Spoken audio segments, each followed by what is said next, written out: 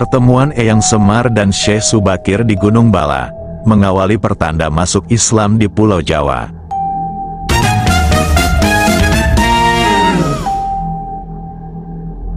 Assalamualaikum warahmatullahi wabarakatuh.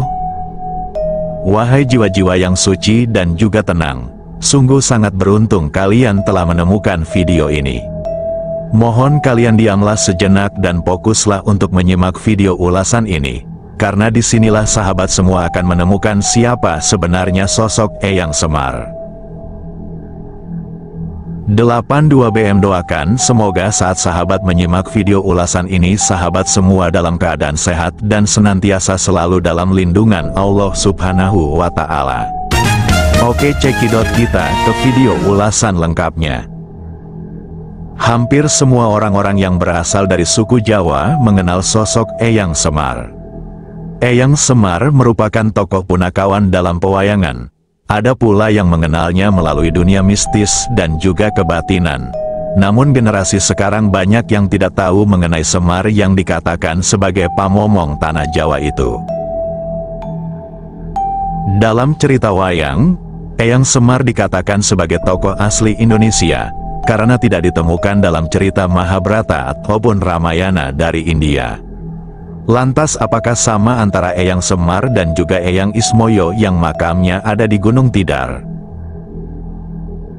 Tokoh Semar pertama kali ditemukan dalam karya sastra zaman Kerajaan Majapahit yang berjudul Sudamala.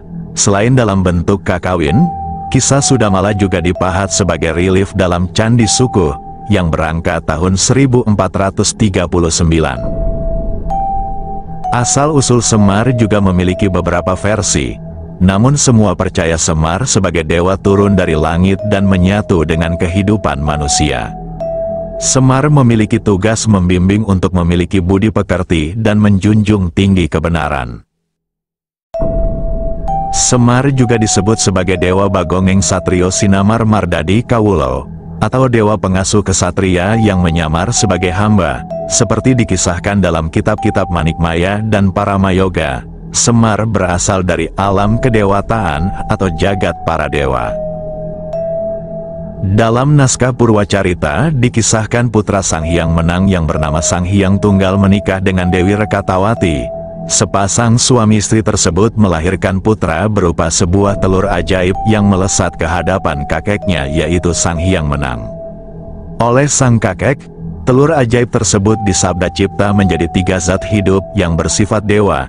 Bagian kulit dari telur yang keras menjadi Sang Gaya Mantri atau Antaga, bagian putih telur menjadi Sang Ismaya, dan bagian kuning telurnya menjadi Sang Sanemaya. Dalam sebuah sayembara, memakan gunung Sang Gaya Mantri dan Sang Ismaya kalah melawan Sang Manikmaya, sehingga mereka berdua harus turun ke Arcapada untuk menjadi pengasuh manusia-manusia keturunan Sang Manikmaya. Di Arcapada, Sang Gaya Mantri atau Antaga beralih rupa dan nama menjadi Togok yang mengasuh manusia-manusia yang bersifat serakah. Sedangkan Sang Ismaya beralih rupa dan nama menjadi Semar, yang menjadi pamong ksatria-ksatria berdarah biru yang bergelimang dengan wahyu. Togok dikisahkan selalu gagal membujuk majikan untuk bersikap dan berbuat baik dan benar. Semar berhasil membimbing asuhannya ke arah perbuatan benar, bijaksana, dan luhur.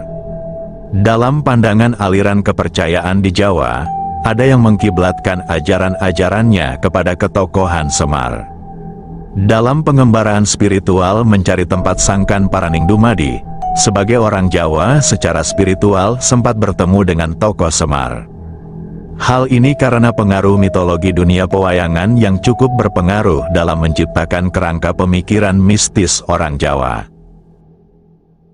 Sisa-sisa faham animisme dan dinamisme juga sangat berpengaruh terhadap keyakinan ini, sehingga muncul pemahaman Semar adalah nenek moyang orang Jawa purba, yang rohnya telah menjadi danyang yang mengawal kawasan Pulau Jawa, dan seluruh Nusantara berikut penghuninya sampai akhir zaman nanti. Oleh karena itu, dia ada kemungkinan untuk bisa dan terus hadir pada siapa saja, kapan saja, dan di mana saja.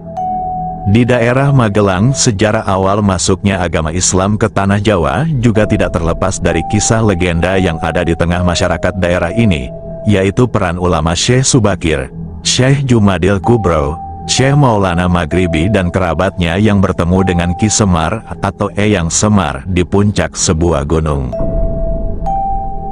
Menurut riwayatnya, sebelum pusaka kalimat syahadat ditanam di puncak Gunung Bala, Syekh Subakir bermusyawarah dengan Ki Semar di sebuah gunung. Di puncak gunung inilah peti tempat menyimpan dan membawa pusaka kalimat syahadat itu dibuka, yang dalam bahasa Jawa berbunyi seperti ini, peti ini diudar. Tempat membuka peti itu kemudian dinamakan Gunung Tidar. Dari puncak Gunung Tidar inilah kemudian pusaka kalimat syahadat dibawa ke arah timur sejauh 17 km. Tempat ini bernama Pakis dan diusung ke puncak sebuah gunung untuk ditanam sebagai tumbal kanggo bangsa ala-ala atau tumbal untuk orang banyak. Itulah sebabnya, tempat menanam tumbal ini sampai kini disebut Gunung Bala.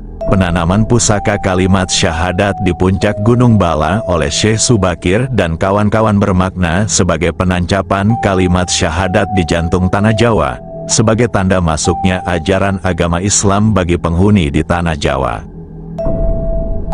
Makam petilasan Eyang Ismoyo Jati di puncak Gunung Tidar berupa sebuah pusara yang di tengahnya berdiri tegak sebuah wujud keris, kira-kira setinggi 2 meter, bila keris pusaka ini dari bahan tembaga berwarna kuning emas yang dihiasi 9 buah bintang.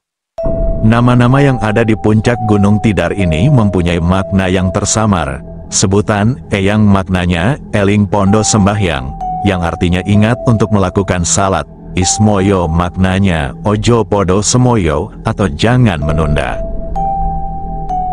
Sedangkan kata jati artinya kabe ono jati dirimu, yang artinya semua ada pada jati dirimu. Sedangkan kata Semar maknanya adalah siro eling marang Allah dan Rasul, yang artinya kamu ingat kepada Allah dan Rasul. Di pucuk Tugu Pasir Tanah Jawa yang berada di tengah lapangan di puncak Gunung Tidar, ada tulisan aksara Jawa 3 buah, yaitu sa atau so. Ini maknanya sopo salah seleh, artinya barang siapa yang bersalah akhirnya akan ketahuan. Juga bermakna sopo salat selamat, artinya siapa yang menegakkan sholat akan selamat. Nah, itulah video ulasan kisah pertemuan Eyang Semar dan Syekh Subakir di Gunung Bala yang bisa 82 BM ulas untuk sahabat semua.